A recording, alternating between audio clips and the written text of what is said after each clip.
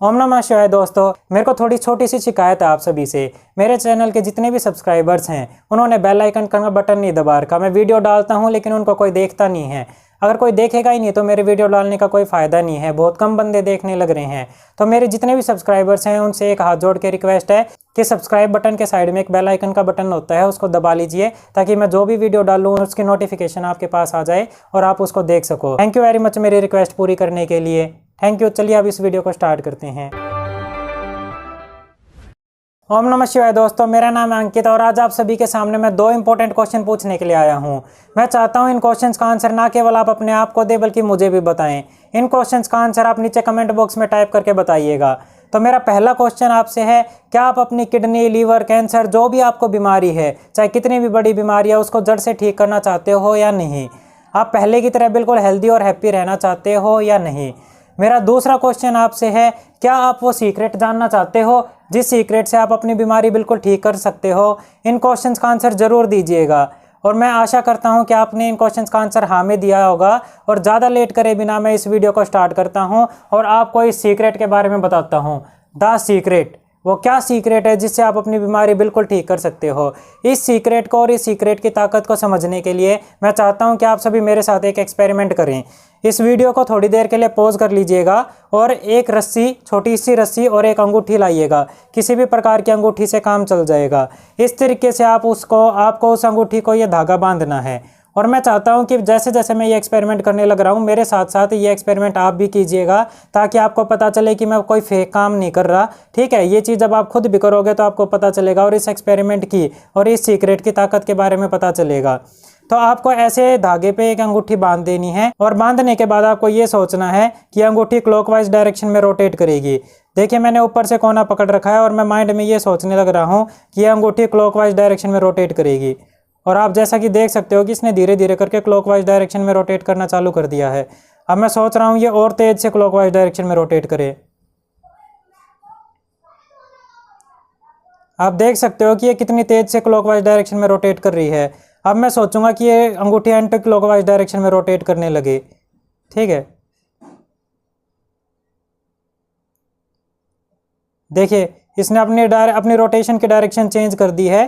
ठीक है, और ये तेज तेज अब एंटी क्लॉकवाइज डायरेक्शन में रोटेट करने लगी है। अब मैं चाहता हूं कि ये फिर से क्लॉकवाइज डायरेक्शन में रोटेट करने लगे। देखिए, रुक गई, स्टेबल हो गई।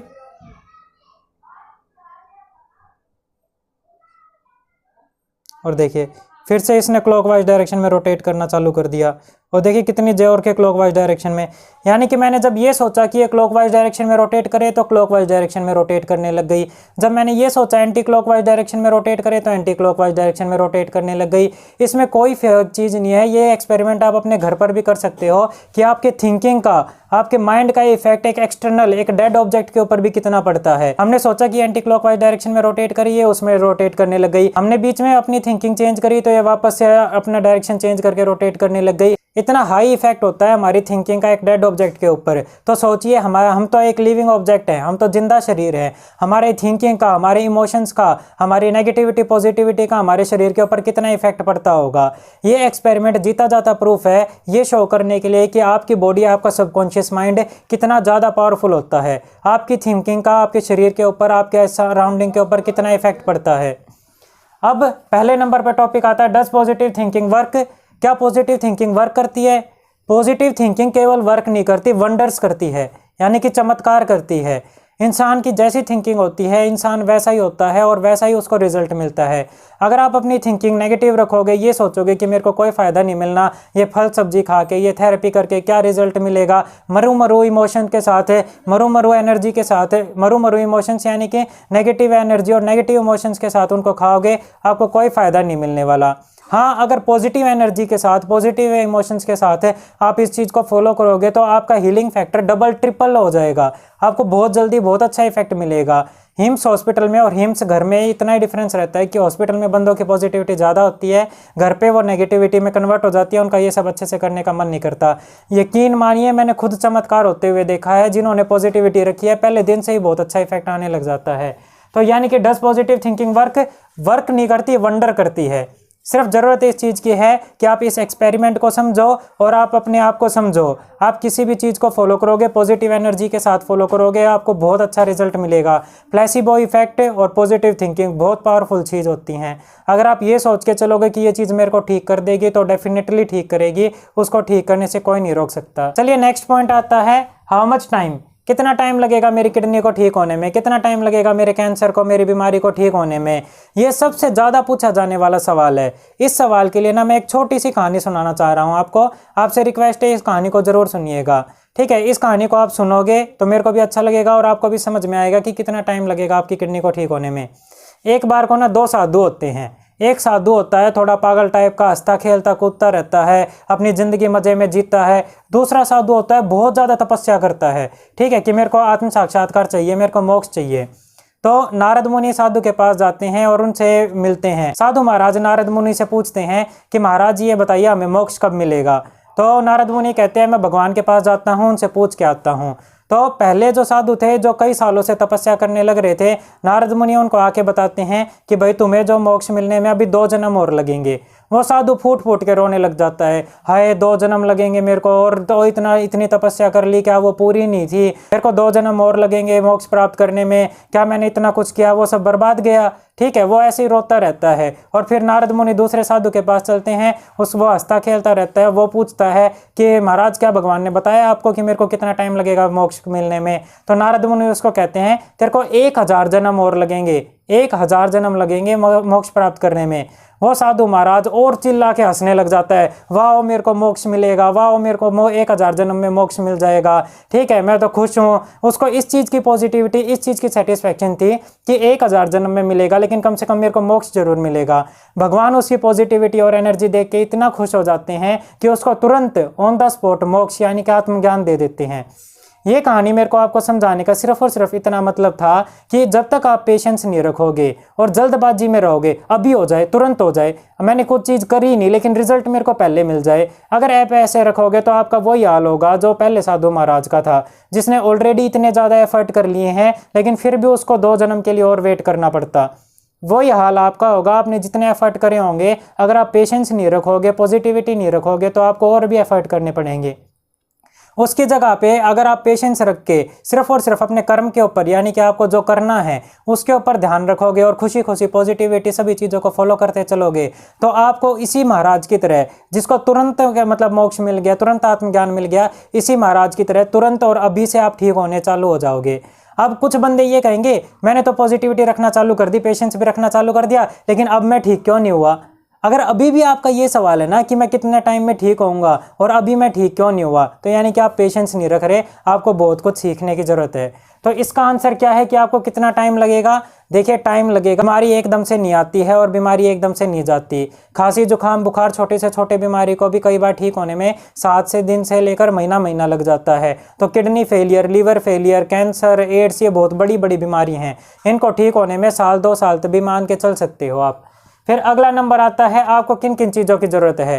देखिए ये चीज़ें मैं आपको ज़रूर बताना चाह रहा हूँ, आपको जब तक ये चीज़ें आपके पास नहीं होंगी आप बिल्कुल ठीक नहीं होने वाले। पहले नंबर पर आता है पेशेंस यानी कि सब्र रखना। आज तक जिस इंसान ने पेशेंस रख के कर्म करा है भगवान ने उसको 10 गुना ज़्यादा फल दिया है। तो अगर आप पेशेंस रखोगे तो आपको बहुत अच्छा रिजल्ट मिलेगा। पेशेंस का मतलब ये नहीं कि हर बार हड़बड़ी लगाए रखो कब ठीक होऊंगा कब ठीक होऊंगा। पेशेंस का मतलब बस काम करते रहो और बाकी चीज़ें भगवान के ऊपर छोड़ दो, आप जल्दी ठीक हो जाओगे, इस चीज़ का भरोसा रखो। दूसरे नंबर पर आता है पॉजिटिविटी। पहले नंबर पर ही मैंने आपको एक्सपेरिमेंट में शो कर दिया है, जैसी आपकी थिंकिंग होती है कि आप ये सोचो कि क्लॉकवाइज डायरेक्शन में रिंग रोटेट करे तो क्लॉकवाइज डायरेक्शन में रोटेट करेगी। आप ये सोचो कि एंटी क्लॉकवाइज डायरेक्शन में रोटेट करे तो एंटी क्लॉकवाइज डायरेक्शन में रोटेट करेगी। इसी प्रकार से जैसी आपकी थिंकिंग होगी, आप पॉजिटिव थिंकिंग रखोगे कि मैं ठीक हो जाऊँगा तो आप ठीक हो जाओगे। अगर आप नेगेटिव थिंकिंग रखोगे कि भाई डॉक्टरों ने कह रखा है ये बीमारी कभी ठीक नहीं हो सकती, मैं लिख के दे रहा हूँ आप कभी ठीक नहीं हो सकते। औरों की थिंकिंग से बाहर निकल के अपनी थिंकिंग का इस्तेमाल करना सीखिए और अपनी थिंकिंग को भी पॉजिटिव रखिए ताकि आपको पॉजिटिव रिजल्ट आए। उन बंदों को देखिए जो ठीक हो चुके हैं बजाय कि उन बंदों को जो कभी ठीक नहीं हुए। ठीक है, तो पॉजिटिव थिंकिंग रखिए, अपना पॉजिटिव नेचर बनाइए, आप बिल्कुल ठीक हो जाओगे। अगले नंबर पर आता है नॉलेज। हाँ, ये बात मैं मान सकता हूँ कि कहीं ना कहीं पॉजिटिव थिंकिंग रखने के लिए नॉलेज की ज़रूरत होती है। इंसान को ये नहीं पता होता कि भाई मैं करूँ क्या, मेरे को करना क्या चाहिए। उस चीज़ के लिए नॉलेज आप हमसे प्राप्त कर सकते हो, हमसे ट्रेनिंग लेके, हमसे सीख के, सारी नॉलेज गेन करके पॉजिटिव थिंकिंग से अपना इलाज करना चालू कर सकते हो। तो अगर आपको मेरे से नॉलेज चाहिए, ट्रेनिंग लेनी है, तो यहाँ पर मैंने नंबर दे रखा है, इस पर व्हाट्सएप मैसेज कर सकते हो। हाथ जोड़ के रिक्वेस्ट करूँगा, कॉल मत कीजिएगा, केवल व्हाट्सएप मैसेज कीजिएगा। तो नॉलेज आप हमसे प्राप्त कर सकते हो, पॉजिटिव थिंकिंग और पेशेंस आप रख सकते हो। ठीक है, एक बात मैं आपको बताना चाह रहा हूँ, मेरे को पता है बहुत से बंदे ये कहेंगे कि सर पेशेंस नहीं रखी जाती, जब तबीयत खराब होने लग रही है तो कहाँ से पॉजिटिविटी लेके आए। मैं आपको सिर्फ एक बात कहना चाह रहा हूँ, देखिए 2 तरीके की परेशानी होती है। पहले नंबर पर वे परेशानियाँ आती हैं जिनको लेकर आप कुछ कर सकते हो, और दूसरे नंबर पर वे परेशानियाँ आती हैं जिनको लेकर आप कुछ नहीं कर सकते। मैं आपको एक बात बताना चाह रहा हूँ, दोनों की दोनों परेशानी में आपको कुछ भी टेंशन नहीं लेनी चाहिए। एग्जाम्पल के तौर पे मान लीजिए किसी को ये टेंशन है कि मार्केट से फ्रूट्स लेकर आने हैं या टब लेके आना है, तो क्या टेंशन लेने से फ्रूट्स और टब आ जाएगा? कभी भी नहीं आएगा। उसकी जगह पर अगर वो मार्केट से जाके लेकर आ जाएगा तो उसकी टेंशन खत्म हो जाएगी। यानी कि वे टेंशन जिन जगह पर आप एफर्ट लगा सकते हो और एफर्ट लगाने से वो टेंशन दूर हो सकती हैं, वहाँ पे आपको टेंशन नहीं लेना चाहिए, अपना एफर्ट लगाना चाहिए, तो वो टेंशन अपने आप ही मिट जाएगी। दूसरे नंबर पे वो टेंशन आती है जहाँ पर आप एफर्ट लगाने से भी कुछ नहीं होगा, जो टेंशन आपके हाथ में ही नहीं है। मान लीजिए कोई नॉन डायलिसिस पेशेंट है, उसको ये टेंशन है कि कहीं मैं डायलिसिस पे चला जाऊँ, तो डायलिसिस पे जाना ना जाना ये आपके हाथ में नहीं है। अगर कभी इमरजेंसी आएगी तो आप जा भी सकते हो। उसकी जगह पर अगर आप टेंशन लेने की जगह पर अगर आप एफर्ट लगाओगे तो ऐसा ज़रूर हो सकता है कि आप कभी डायलिसिस पे ना ही जाओ। तो इस मामले में भी कोई टेंशन लेने की बात नहीं, क्योंकि जो चीज़ आपके हाथ में ही नहीं है उसकी टेंशन लेने से क्या रिजल्ट निकलेगा। तो मैं एक बात बताना चाह रहा हूँ, चाहे कोई भी बात हो, चाहे कितनी भी परेशानी हो, आपको टेंशन नहीं लेनी चाहिए, पेशेंस रखना चाहिए, पॉजिटिविटी रखनी चाहिए। नॉलेज आप हमसे ले सकते हो। और एक क्वालिटी जो कि हर बंदे में ज़रूर होनी चाहिए ताकि वो अपने आप को हेल्दी बनाता रहे, उसके लिए होना चाहिए एबिलिटी टू लर्न, यानी कि सीखने की क्षमता। अगर आपके अंदर सीखने की क्षमता है, हमेशा सीखते रहोगे, ग्रो करते रहोगे, अपनी नॉलेज इंप्रूव करते रहोगे, तो आप हमेशा हैप्पी रहोगे और अपने आप को ठीक करने का रास्ता ज़रूर निकाल लोगे। और सबसे ज़्यादा ज़रूरी होता है एफर्ट्स, कि भाई आपको पता चल गया, आपने नॉलेज गेन कर ली, उसके बाद उस नॉलेज को माइंड के अंदर नहीं रखना, उसको इम्प्लीमेंट करना ज़रूरी है। अगर आप इम्प्लीमेंट करोगे, अपने एफर्ट्स लगाओगे, तो आप बिल्कुल ठीक हो जाओगे। नेक्स्ट नंबर पे आता है, ठीक है, डेडिकेशन। डेडिकेशन का मतलब होता है कि आप अपना कितना टाइम देने लग रहे हो अपनी बॉडी के ऊपर, कितना आप एनर्जी लगाने लग रहे हो। अगर आप अपनी हीलिंग के ऊपर 4-5 घंटे डेली देने लग रहे हो तो ऐसा हो ही नहीं सकता कि आप ठीक ना हो पाओ। आज का वीडियो का अगर कंक्लूजन कुछ है तो कंक्लूजन सिर्फ इतना है, पॉजिटिविटी रखिए, अपनी सराउंडिंग में भी, अपने अंदर भी पॉजिटिव एनर्जी रखिए। मेरी आप सबसे एक हाथ जोड़ के रिक्वेस्ट है कि जो मेरे सब्सक्राइबर्स है वो बेल आइकन का बटन दबा लीजिएगा। जो नए बंदे मेरे वीडियोज़ को देखने लग रहे हैं, मेरे चैनल को सब्सक्राइब कर लीजिएगा। Thank you very much, have nice day. ओम नमः शिवाय।